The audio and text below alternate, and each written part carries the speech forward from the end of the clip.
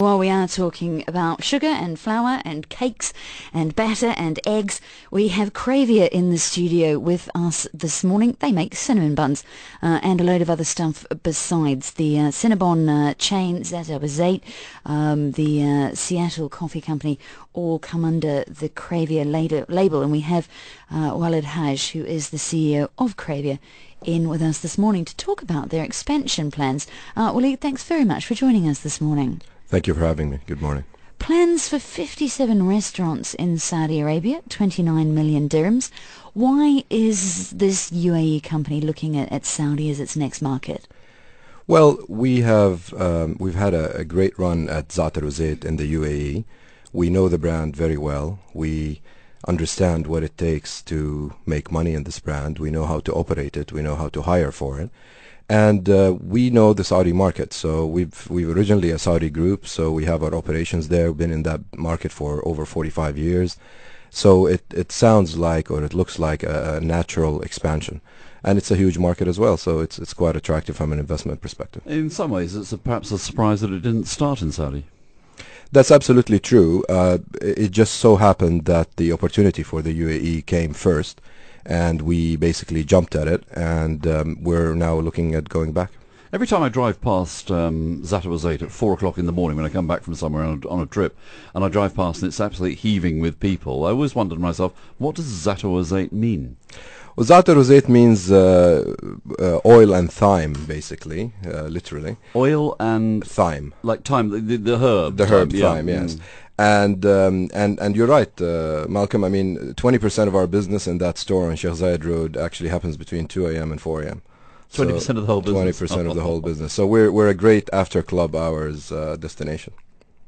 So what's the time frame for this big push, dozens of restaurants into Saudi Arabia? Well, we've signed an agreement just about a month ago for 57 outlets in Saudi Arabia. We just signed the lease for the first location in Riyadh in Tahliya Street, which is the place to be for sure.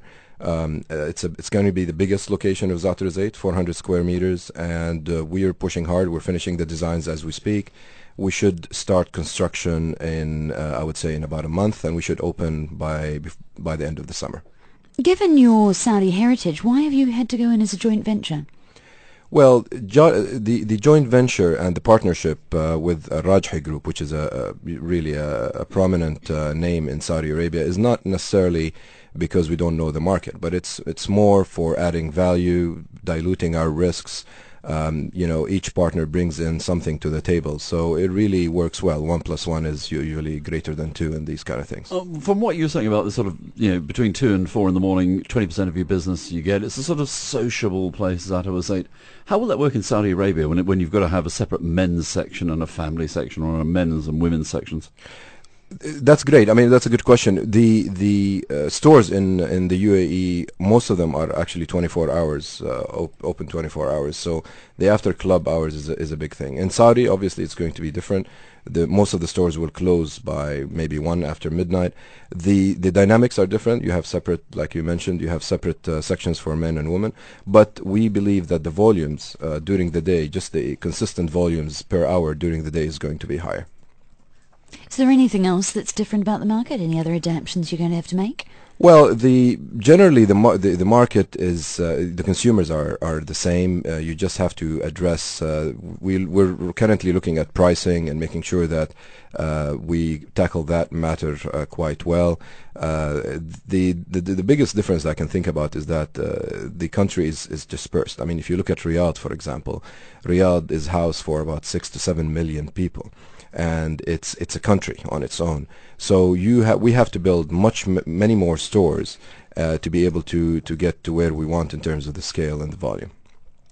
What about here in the UAE? Do you have any expansion plans for us? Yeah, we look at expansion in the UAE and coming from 2 sources. The first one is organic source, if you will, and that is our existing brands and how we can grow them both on per store basis, the same store growing, and also building stores.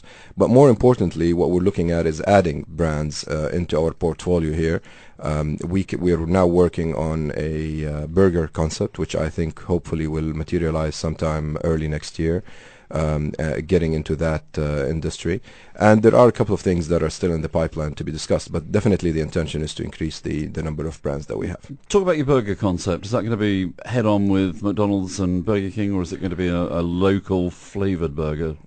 It's not going to go head-to-head with the QSRs, McDonald's and Burger Kings and those. It's actually in a separate category called Better Burger Concept, and this is basically a more expensive burger, but a much more premium burger, better beef, better bun, better ingredient, better even stores.